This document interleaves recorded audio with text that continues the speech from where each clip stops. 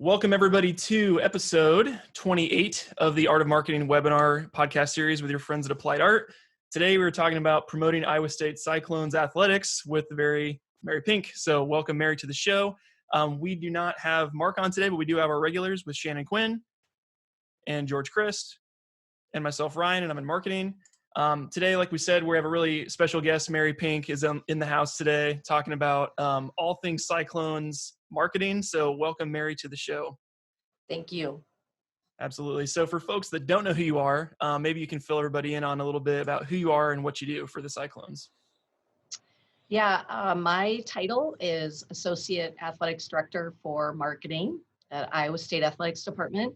I've been here 25 years, so started in 1995. For anyone a historic time frame, we had just hired Dan McCarney as our football coach, and we had just hired Tim Floyd. He'd been here 1 year when I got here. So that gives people kind of a historical reference point. We had come off an 0-10-1 football season under Jim Walden. We were, I think, tied for dead last in the football rankings in the country. So we had a lot of work cut out for us in terms of how to market the program and how to get people in the stands. And I remember the first couple games we had, we were grateful if we got, I think, 25,000 people and I think we were about 50, 55 maybe in our attendance numbers at that point. So it was really, Iowa State athletics isn't probably where it is today in terms of what people think of it. But so my job has been to market and brand the program. I work on ticket sales, so trying to get people to buy season tickets, single game tickets, for football, men's basketball, women's basketball, wrestling, gymnastics, and volleyball. And then we also want to get people to attend our events. So like soccer is a free sport for us, or softball. We still work on getting our fans out for those games and supporting those sports. And then once you're at the game, the other part of our work is what is the game atmosphere like? So what you're seeing on the video board at a football game, that's all scripted out, and people outside of our office record different pieces for that and work on those things. Like we have a crew that runs the games for Cyclones.tv.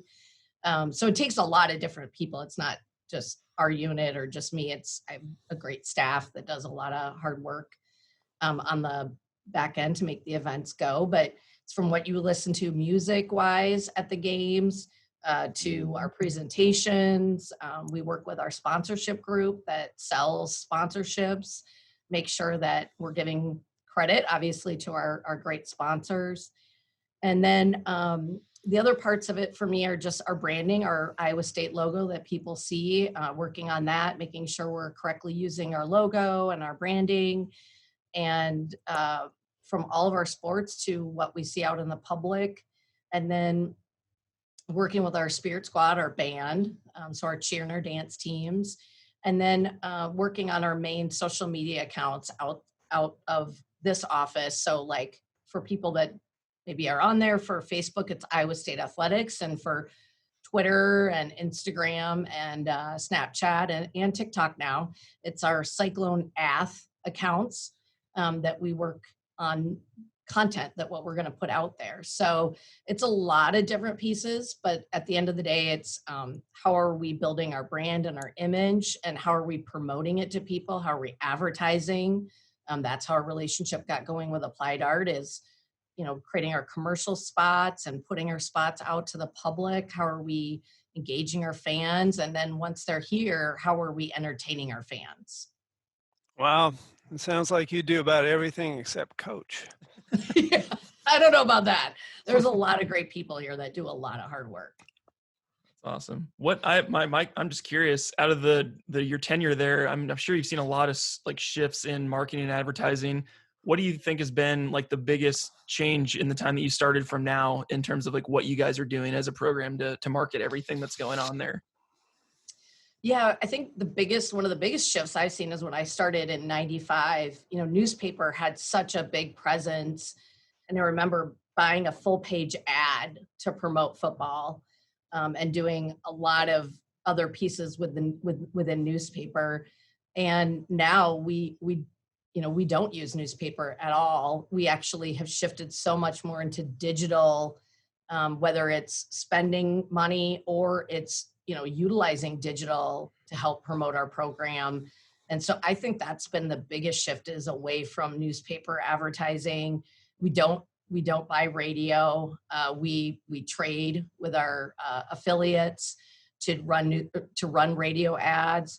But I think, there's so much competing. Now you have to look at your ROI. What's your return? And obviously in digital, you get a lot more return. You can see what the analytics are for what you're putting out there. Absolutely. Because I know you'd mentioned too on one of the times we were talking earlier about billboards and like TV still, because you guys are still doing some traditional advertising. Maybe talk about your mix a little bit and what that looks like now. Yeah. So we we do digital billboards. We also do regular billboards in Des Moines. We also have a spot. We've actually bought a billboard that we've had since Jordan Creek opened. So like when you walk into Jordan Creek, right by the food court, we have a huge placement, which, we get a lot of eyeballs off of that. I think that's like 1 million people come into that mall every year. So when I look at the marketing mix, I look at like, what is effective? I still think, obviously buying TV advertising is effective. I think that goes back to what is your commercial mix going to look like. So like our relationship with Applied Art has really been important for us, because if you have a good spot, a good commercial, a good message, I think that really resonates and extends beyond just having that commercial up. People talk about your spot. So we do TV, we do digital billboards, we do regular billboards. We've do digital buys with social media, with Facebook. We've done some with Instagram. We've done a little bit with Twitter as well. And then we also, with that, we've looked at, what is working effectively. Like sometimes we'll just put the regular commercial up, like we've done with you guys for football. And that's done really well on its own, even without having to buy digital support behind it, because people love the football commercials that you guys have done. And they see after we win this championship, it sounds like we're going to have to make a new video. Exactly. Then we might be doing more stuff to promote the program here. So I think those have been really important. We've also bought some signage down on the skywalks before, and we've tried different things. So what else is going to work? So for us, I think it is a changing mix. Some things are going to work and some things aren't, but those have been our mainstays, has been, TV, digital, social media, billboards. Those have been kind of my mainstays within what I've done. Looks like we've got a couple of questions. Fire away. Sure. So Corey had a question. He's asking, what's your biggest challenge with digital marketing?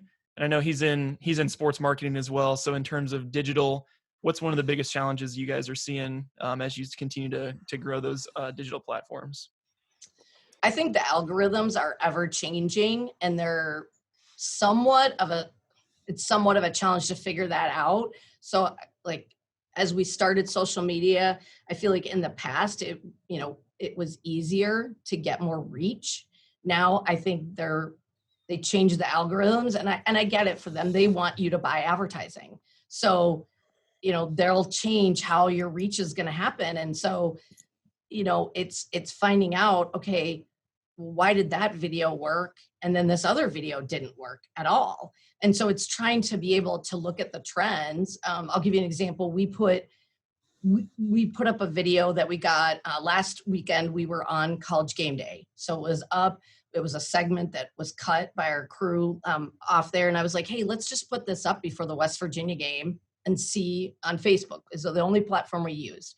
And it was one of the best pieces of content for the entire month that we put up, because people were excited about the game. They were looking for things to do beforehand. And so it just did really well, which I thought it would have done okay, but I had no idea that that would do so well.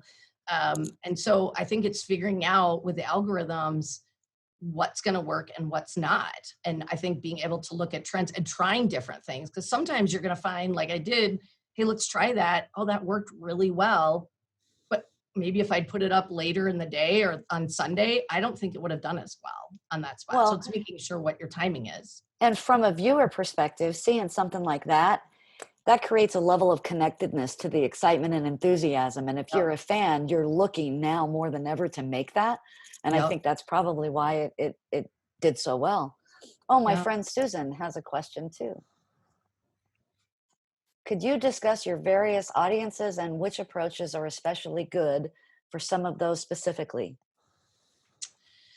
Yeah, so we, our range that we look at, so there's a student market. So we have our students, and that's a whole different animal, I think, in that I look at the young fan base, the students, they don't read emails anymore, hardly.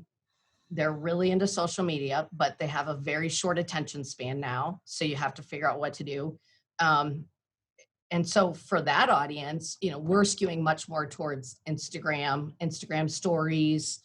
I feel like that's a big audience for that. We still email them. There is some open rate. I'm not saying they don't read their emails at all. But one strategy I'm trying to look at is, do we start doing more with texting to them to try to cut through that? So that's one. We also, then the next segment we have is our junior Cyclone Club members. So those are like the kids. So I really believe in the cradle to grave strategy for us. That's, I think, what built where we are when we weren't winning. People always ask, like, well, how did you guys get people to come when you weren't winning? And I said, because we really invested in getting families and kids to come to our games. And I really believe that if you get kids to engage with your brand when they're young, then they will be lifelong fans because they've had some experience at your event and your game. And so, even that's evolving now with the pandemic. I look at my son who's 14, and his whole thing is YouTube and Xbox. And like, he's never seen an NBA game, but he loves now the NBA because he's played NBA 2K. I have no idea. Like, I think that's bizarre to me, but that's how he's engaged with the brand.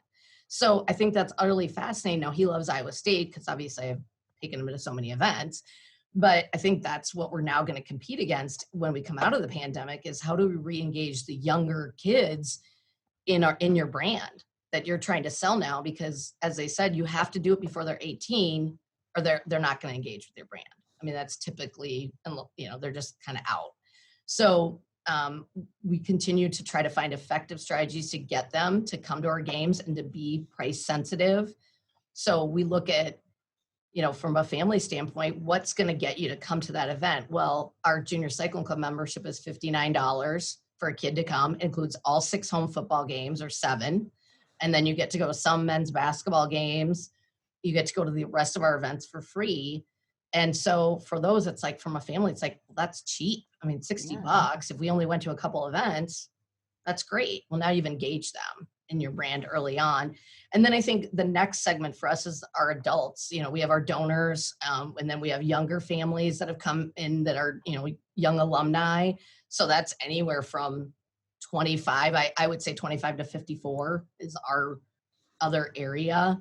And so we look at pricing, what is effective in your pricing? You have to have different areas of price entry points. I mean, you have your donors that could give $10,000 and they're fine paying full price for season tickets. And then you have people that are like, like we developed a Cyclone mobile pass, which was at the time when we started, I think it was $99, but you didn't have a fixed seat. So you spent $99 and your seats moved every game. And what we found out was fans didn't care. They were like, I love seeing it from different vantage points and I'm okay with moving around. And actually that became one of our biggest selling points, was like getting those people in. And we moved the price point up, but it was getting people engaged with it. And then they're like, I don't care where I sit. I love it. I don't care who I sit with, as long as I'm with my friends. And so I think it's looking at those trends. And then also, how do you market to those different groups? I'll tell you one trend that I see coming is text alerts. I really see a lot of retail outlets, and we've done some of this before, is people get so many emails. I think they get email fatigue. And so it's, how are you going to cut through that? You know, it's social media, it's text alerts, it's finding other avenues that you're going to get people more engaged with your brand. And I see that as a younger generation, but you know, we're trying different mixes of things. So really what what I hear you saying is watch your metrics and segment your audience. Yes, I would definitely agree with that. Because what works for like like me, I'm older. What works for me is I'm probably much more going to read something. I like video content. But I think younger people, they have a very short attention span. So what works with them is different than what works for my age group. Well, and I know working on the television commercials, we always talked that the hardcore football fans are going to come anyway. And so we were trying to get people in the stadium, and looking for those people that were sitting on the fence was really the audience there. If they could just have a little nudge, maybe they would buy season tickets. The other thing I think is really interesting is focusing on the younger audience, because I know if you're young and you grow up with a Cyclone jersey on, how oftentimes does that decide where you're going to college at? And I wondered if the enrollment in Iowa State kind of paralleled the success of the football program. Be interesting study. I think that would be really interesting to see how many of those, and how many kids were, you know, like, for example, I think it was Colin Newell, one of our current football players. It was either Trevor Downing or Colin Newell, was like, I remember being a junior Cyclone Club member and sitting on the hillside. And now they're like playing for us as an offensive lineman. You know, like, how cool is that? Like, yeah, or that's part of their story. Alan Lazard. His dad played for us, you know? So it's a very interesting, would be an interesting study. All right, one of the things that I see a lot are friends that are younger than me are really into the YouTube videos, and you talk about their attention span. And one of the things I do see them constantly on their phone, scrolling through the funny videos. Have you ever done anything? Is there a humor element that can be injected to a campaign that you think would make sense for Iowa State? I mean, what would that look like? Because I just know that's, you know, it's either a really good hard hit, or it's behind the scenes, or it's something that's erroneously hilarious. Yeah, I know we personally haven't done as much with that in our unit. I know we've worked on, we have a size house of trivia. We didn't have it this year, but we've done some funny videos leading up to that. We've also done some trivia stuff when we've gone on the road for the tailgate tour, where they have the coaches or Jamie's competing against a coach, and they're trying to answer these trivia questions as quickly as possible. And I know some people have really thought those were very funny as well. We've tried to do more things with like our coaches. That's been done through our Cyclones.tv staff has worked on some of those videos with our coaches.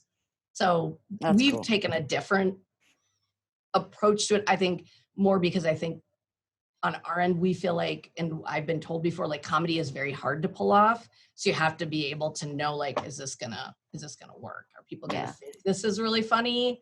Are they gonna be like, oh, that's not funny? So that brought up a question for me. With that being kind of, there's obviously a line that you don't want to cross.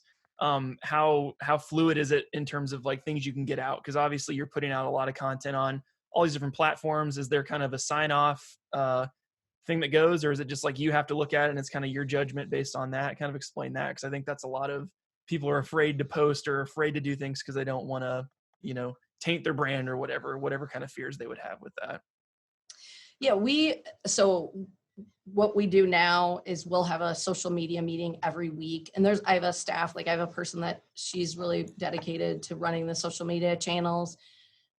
Before the pandemic, we also had student interns as well. And they start out just helping out with events. And then they working in our office, and they help post content, but we're also reviewing what they're posting. So we're making sure we're on top of it. So it's not like, oh, some students just putting something out with spelling errors or whatever else out there. And then we sit down as a staff. So right now, a couple of us are meeting and we talk about, okay, here's what's coming up for the next week. Let's say it's like 1 week, it was National Jersey Day. So we were like, oh, we have these old football jerseys. Like, how does that play into the content? Like, could we do jersey giveaways to play into that? Or I think next week is National Twin Day. So we have twins on the football team. Josh and Jaquan Bailey are twins. Okay, how do we put something out about them? Because they're both playing for us now. And obviously Jaquan's played since he was a freshman. You know, that's going to play really well in terms of our content. So we talk about what works and what isn't working. We share ideas. No idea is a bad idea because we're like, hey, whatever we can come up with, let's, you know, and some of it you're going to try and it's not going to work. And some of it is going to work great. But for us, it's more, I would equate not working as like, maybe we just didn't get a lot of engagement in it. And that's okay. Like I tell people, you have to try things in order to find out if it's going to work or it's not. And you can't be afraid because like social media moves so fast. You think of it when you're on Twitter or Instagram, you're just going through the content. And so you have to think people only have so much time. But if you quit putting content out because you're afraid or you're worried, that's where it's like, I feel like you're going to start falling behind in your brand awareness and getting your message out there.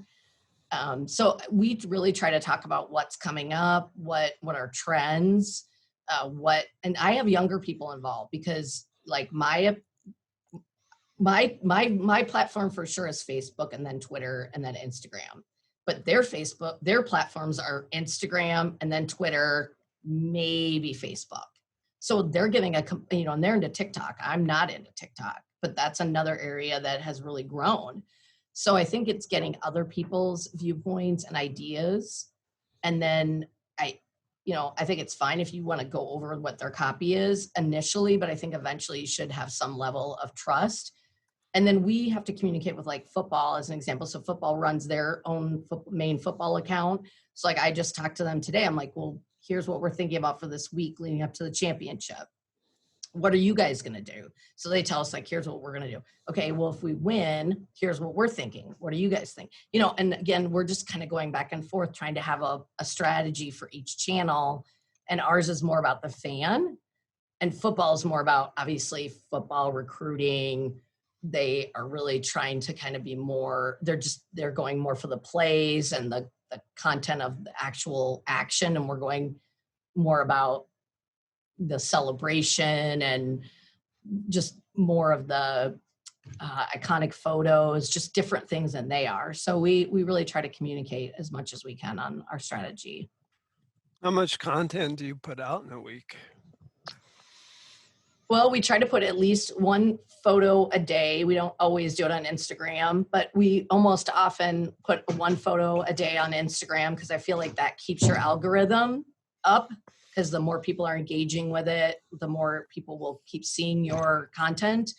I would say we post probably 3 to 4 times a day on Facebook.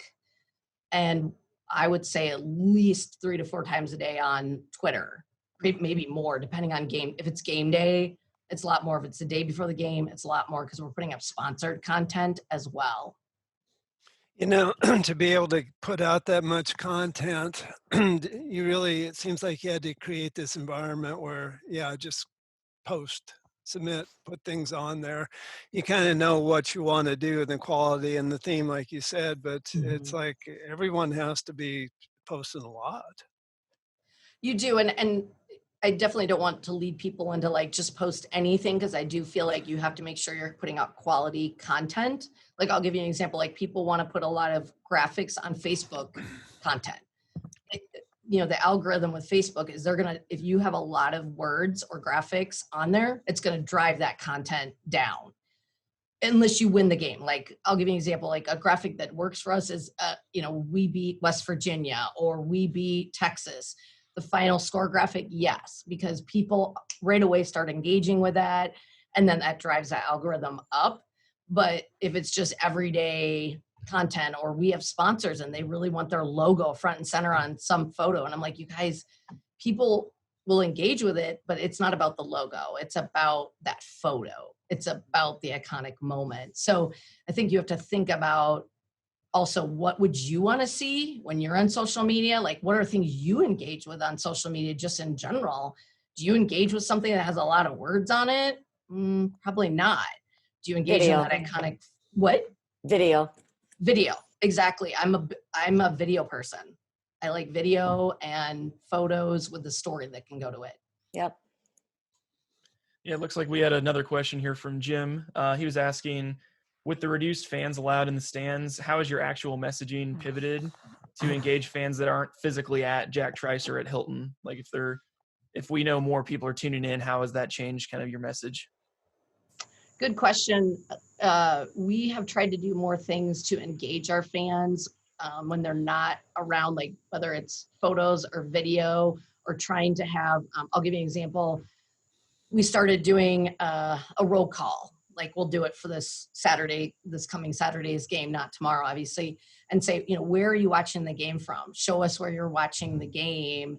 And people love posting that. Or we'll say, show us, bring your flag to the game on Saturday, or, to Dallas, and send us pictures of that. And we'll retweet their content. It could be a baby photo wearing Iowa State gear. We like to engage with that kind of a photo. So we make people feel like, hey, you're not there at the game, but you feel like we care that you're watching the game, or you're supporting the Cyclones from wherever you're at. For volleyball, we called it a virtual t-shirt toss. So people who engage with our channel during a volleyball match, we sent t-shirts out to them. We picked certain winners and we sent t-shirts out to them. So we try to figure out different ways for those fans that can't be there to feel like they're somewhat involved. Or we'll try to take I'm just trying to think of what else. I mean, we've done like some different things at the beginning of the season. We did a pregame show, and then we've still continued to do some of that show work. Like our pregame radio show we've put on our Facebook channel, and I think Twitter has it as well. We've done some of that. The hard part with TV is once the TV window starts with like ESPN, Fox, ABC, we can't post any live content unless, we can post, they'll give us some regulations, like here you can put so many videos up, so we can do some of that. It depends on our contract with TV. So we'll try to do obviously highlight videos and things like that we'll post to keep people engaged from that. But we can only do so much with our TV contract. Awesome. That's super interesting, because I know some teams, they'll have whole content crews that go out and that's all they do is just live posting tweets and Instagram stories and everything to kind of keep people in the loop. So that's always really cool to hear how that goes.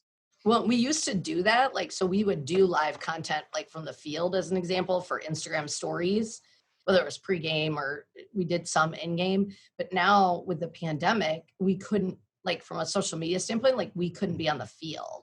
So none of the content creators in our staff, we couldn't be on the field because of just the rules and COVID and everything.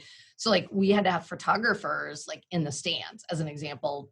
So we just tried to do it a different way to still get content to post, but we couldn't really do a lot with Instagram stories because I was like, I'm not down there on the field. It didn't make sense to do some of it. So that was, I think, a challenge and something that we couldn't do this year as much of what we wanted to. Sure.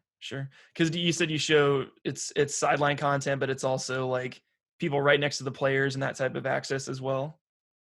Yeah, some of that, we would do, let's say we won a game and we would maybe pull a player and say, hey, tell us what you thought of the game, or give a shout out to Cyclone Nation after the game. We can't do that. We have no access within that. Or we could show fans celebrating or doing different, we just couldn't do some of that. So we've really tried to do more with photos this year than we have before. We had a photo of Jaquan. It was a cutout of Jaquan that we gave him. He gave it to his girlfriend. She brought it to the game. It was hilarious.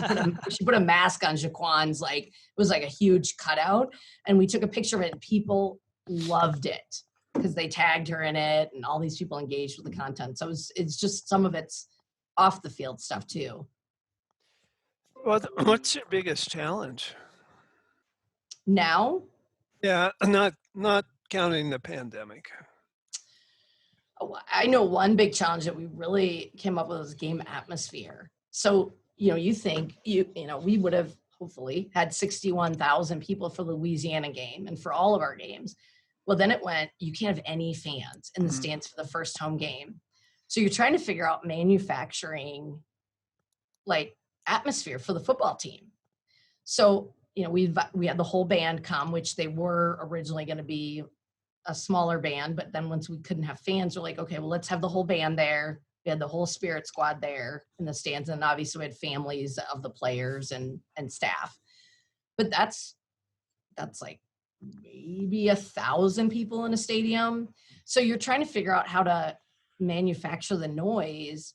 And I think that was initially a really big challenge, not only for us, but for the rest of the schools, of trying to recreate something that is just really hard to recreate. I mean, you just can't, you can only do so much. But even, I even would watch games, and I'm like, I remember watching a game initially, I think it was BYU and somebody else, or maybe it was an Army game. And I was like, I can hear everything. Like, they had the field mics for the TV, and you could hear like players talk. It was so weird. And so, you had to make changes, not only from a TV perspective to in-game perspective, to provide that quality. And you had to realize, like, it's not going to be the same.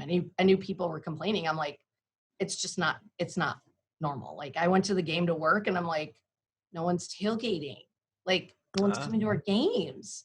Even when we could have fans, you couldn't tailgate. And I was like, we just won. We just beat West Virginia. It's our best season like ever.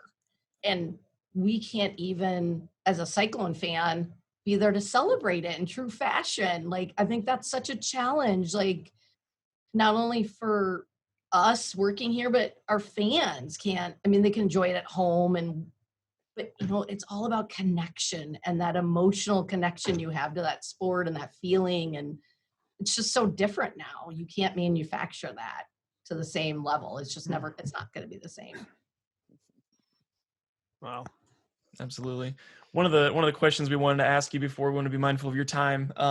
If there are folks that are on here that are marketers that are trying to figure out different ways to reach their audience, what would be your advice for those people from your experience just working in all the different stuff that you guys have done? So what would be my advice if they're trying to reach? Yes, like advice to them based on your experience. If they're trying to reach customers in a new way or engage with people and kind of create a little more of a, like you said, brand connection with their audience, what would be some of your advice to those people? What I do is I spend a lot of time, I do spend time each day reading. I follow different newsletters and channels just to find out what are some of the trends out there. I don't necessarily even follow all like athletics. I look at, what are other people doing out in the space that might be similar to what I'm doing, or it could even be, they're just part of the entertainment, they're doing entertainment in some way, because that is part of entertainment, is coming to a football game or coming to a basketball game. So what are other people doing out in this space that are new and different ways that they're reaching their customers? And how can I do something similar to that? So I'll give you an example. I was talking to someone recently, you look at what Chipotle is doing or Starbucks is doing. They really have done a great job with their loyalty programs and their content with pushing out notifications through their app, or maybe they're doing something on their website that's new and creative. How can I be doing something similar to that? I see a lot of more retailers are getting into text alerts. So they're trying to get you to subscribe, whether it's a retail store or whatever. Or what are people doing in terms of video, and how have I seen that video content that, like, I'll give you an example with Applied Art. They've done a great job for us in that, I feel like Nike commercials are very compelling. Like, I look at them and I just have an emotional connection to that brand when I see that video.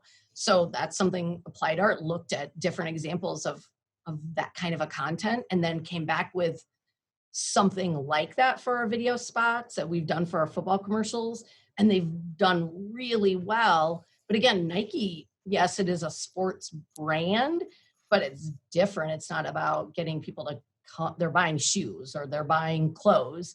So I think you have to really think about what you see out there and really trying to learn what's working in the market and different areas and learning from different people. And then also asking yourself, and this is what I try to do, what do I like? Like, what is getting me or what is getting my child? Because everybody's different, it's not what just me personally, it's what are kids growing up engaging in? YouTube, they're engaging in influencers is another thing. So that's when another thing I've talked about, like, wow, how do we get, we're looking at some of those things from merchandise standpoint. How do we engage in influencers? Is there something we could be doing? Is there Instagram shopping?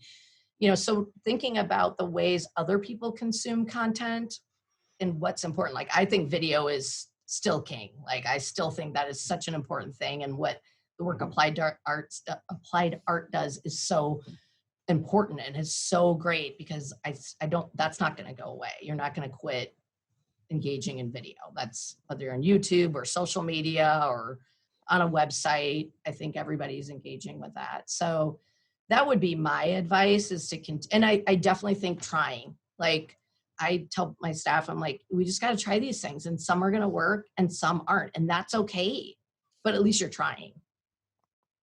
So speaking of what you like, what have been the top, like, 2 or 3 favorite things that you've done in your career? Wow, that's an interesting question. Way to go, George. Wow. I think a couple things. One, I helped work on the iState logo. So we did a contest for people to come. This is when Coach Chiswick was here. We came up with a contest for people to submit ideas. People submitted ideas. It ended up being our internal designer. He ended up coming up with the logo, and I think initially it was a challenge because it's a change, and people liked our mark, but I did feel like we needed to look at something different, and I feel like we needed to change our colors back to what we had before. And so I think that was really neat, because you saw, and as I see now, people wearing the mark, and you see that brand affinity. So that, I think, was a really cool, and we worked on the uniforms at that time as well. So that was kind of neat to see all of that come together. I think we worked one year on a social media campaign. It was called ISU 99. So for one summer we did, where we worked with the ISU extension in all 99 counties, and we created a box. So it was a box with a football jersey in it, an actual game jersey, and it had like other things, a pylon. It had unique items in it. And so every day we did it was a different county was featured. So it was a different county, and then they'd place the box somewhere and they'd take the photo, and, we'd post that photo up, and then people had, so much time to get there, obviously, with a clue. And then that person would get the box, and then other people that got there second got a t-shirt. So we did that for 99 days in 99 counties leading up to the first home football game, which then the Ames was the last destination point. And that was just really neat, because I love that. I think that sounds like a lot of fun. It was neat just because you're all over the state, and it just wasn't just in Ames, and then some people even got a football in there. So it was like a surprise thing that they got in there. So that was I think a really neat campaign involving our campus constituents and helping them, and then working together on it. So it was a mix of a lot of things that I thought was really cool. My last one, there's been a lot of different things. I think so when Jamie got here, we made a lot of changes in our game day for football. We had our PA announcer, we did some focus groups, and we did do a survey with our fans. and we elected to make a lot of different changes, which at the time was kind of scary because you're really out there with 60,000 people in the football stadium that you're trying to do new things. And some people might be like, that's kind of hokey. So, we tried things like to get people to come in early to games. And so we used a siren that wasn't the siren we use today because the city was concerned about people thinking it was a tornado. And so we had to try that. And then we brought in our alumni president, Jeff Johnson, to lead cheers before the game, which, it kind of was a little hokey, but that's where we got Cyclone Power from. Like, that's what people say now is Cyclone Power at the game started with us trying that with our fans. So that was something that worked. We got our PA announcer now does, that's another Cyclone first down. That was totally out of his comfort level. Like, he was just like, and I'm like, we got to try it. You got to just get out of your comfort level. You're the cheerleader here. You're the loudest voice in the stadium, and other than our fans cheering. And so we had to do a lot of different things to try to create an atmosphere. And we've, we continue to do things, but it's neat to see now, Cyclone Power has been adapted. That's another Cyclone first down. Rise up, Cyclone Nation. I have to ask too, where did Sweet Caroline come from? How did that get started?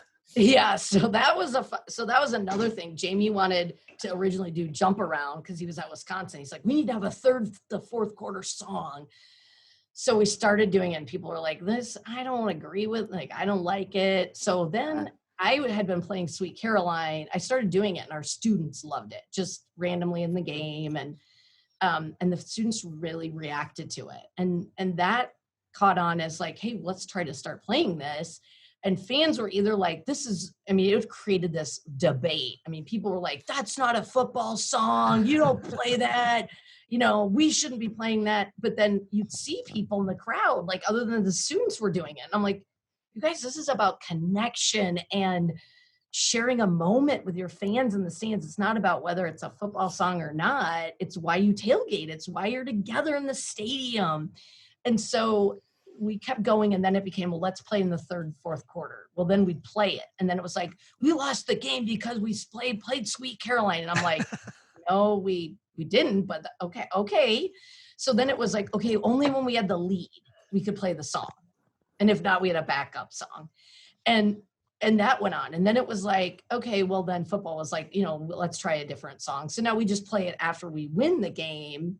But it's like, again, you had to try those things. And sometimes it was seriously on the message boards as the biggest debate ever. But again, Cyclone fans will tell you that's like, and I get it, it's played in other stadiums and other teams have that's their song too. But it's still our song. Like, it's still a moment that it's part of being a Cyclone fan. It's singing that stupid song is part of the reason I didn't have a voice Monday morning after Saturday's game. Totally, isn't it? Yeah, it was. You were just singing at home loudly. Bump, bump, bump. You bet. Yeah. Hey, I have another question. We talk a lot about football. Obviously, the men's basketball program's been very successful, but women's basketball, you've traditionally had some of the largest attendance of any school in the country. Talk a little bit about women's basketball and how that's different, how you market that different. Good question. So when I came here, I think 350 fans came to Bill's first game. Really? Nobody came to women's basketball because we'd been terrible forever. Horrible. And so that was really hard because, it was just trying to manufacture something. And I give Coach Fenley gets a lot of credit on this because he really, of any women's basketball coach in the country, understood that you have to embrace your fan base and do whatever it takes to connect with them. So he went out and spoke to any group, no matter Rotary. He'd go to, senior citizen homes. He he spoke anywhere and everywhere to connect with the fan base and encourage them to come out. And he would thank the fans after his show, like on the radio after the games. And, you know, he believed his players should be out there, you know, really connecting with our fans. So I think he gets a lot of credit for it. I think also obviously winning. He started building a winning program. And then I think, you know, we really tried to do things from promotions to try to get fans to come to our games. I mean, we started, actually the Junior Cyclone Club started, it was called the Little Clone Club in 95. It started under women's basketball. So I was only involved in helping with it. And they created a section for that for the kids. They got like a media guy, they had a pizza party after. And so they started with that. And that was just like a $10 membership. You got into every game, you got a t-shirt, all this stuff. And so they really understood what it took to kind of connect with the fan base. And so from there, then we started doing other promotions to get, you know, fans to come to the games. And I think that really, along with winning and connecting with the base, like really helped things. And obviously, you know, senior citizen homes, because I think Coach Fenley had gone out there with the players and him, like they started coming here, and that became a thing for them from our community to come to the games and be a part of it. And I just think it became really contagious. And at the time, our athletic director was really supporting. He was very supportive of the women's program and talking, oh my God, you got to come to these games. Like it's the thing to do. And so I think there were a lot of different people behind working to build the brand, get people to attend, make it a thing to do. And it really was a thing to do. I mean, it still is. It just, you know, I think people were like, wow, I'm helping be a part of this crowd and now we're winning and, you know, all this stuff. So it was super cool. It was one of the cool things to be a part of. And he never wanted to be kind of the star of any of that, did he? He doesn't. He's not like that. He doesn't believe in that. He is probably one of the most unusual women's basketball coaches, and that he really understood how to market his program and how to get the fans out there. He understood, you know, I got to be there for the fans and I also have to win. And, you know, all these things are just really important to building a program. I've known other schools that ask me and they're like, what should I do? And I think too, here we try to treat women's basketball, I would say, more equally to men's. So, you know, we're not just, if one team's in the NCAA tournament and other one's in the NCAA, we're not just promoting one over the other. I feel like we're both really engaged from both programs and how we're marketing them. Excellent. Good stuff. Awesome. Well, I don't see any more questions in the Q&A. So, Mary, any final thoughts or words? Maybe let us know where you'd like to send our audience to go, maybe buy some tickets to the next upcoming event going on. Well, I wish I could say that we're going to have, you know, with the pandemic right now. But I would tell fans, like, you know, obviously once football season is done and hopefully we've accomplished more things in the program's history, I would tell people, like, you know, because I hopefully think by next fall, like things are different and people are coming to games again and it's back to normal. I would really encourage people, like, get your season tickets for football, whether you're just buying a season ticket, you know, just being a part of the program. Like, I think this is still going to continue to be, we're going to continue to build some really cool things here. And as someone who's been here a long time, like, this is a time, like, you got to jump on and, you know, bring other people along, because it's a cool ride. It's really neat. And I would say, you know, I want to thank some of the people that have been a part of this. I would say, like, Applied Art for us, they became involved with the program in 2005 when, you know, we were still building the program and you know, ended up, obviously McCarney left the program and then Gene Chizik came on and then we had Coach Rhodes and, you know, we've gone through some different things, but I feel like we've had an amazing partnership with Applied Art, and they've done some really, George and I were talking about, there was one commercial with Gene Chizik, and was in black and white, and it's still one of my favorite commercials ever. And that's the power of video to me. It's like, I remember those commercials that we've done and the moments that, what people reflect on. So I want to thank Applied Art for our amazing relationship. They're fantastic to work with. They try to bend over backwards for their clients, and they really work hard at trying to put out a great product. Well, and Mary, I know you won't say this, but you are absolutely one of the most creative and innovative marketers in college sports. Oh, thanks, It's George. been, Yeah. it's Thank been you. a great pleasure to work with you. You always have a ton of ideas and very much want to experiment. And I know your reputation is huge. So thank you so much for spending the time this morning. Thank you, guys. Let's get a Big 12 championship next. There we go. Do it. That would be awesome. Clones. We'll Thanks, celebrate Mary. virtually. Yes. Thank you, guys. Have All a great right. week. Safe travels Yeah. next week. Yeah, take care. Thank you. Bye. Yep. Bye-bye.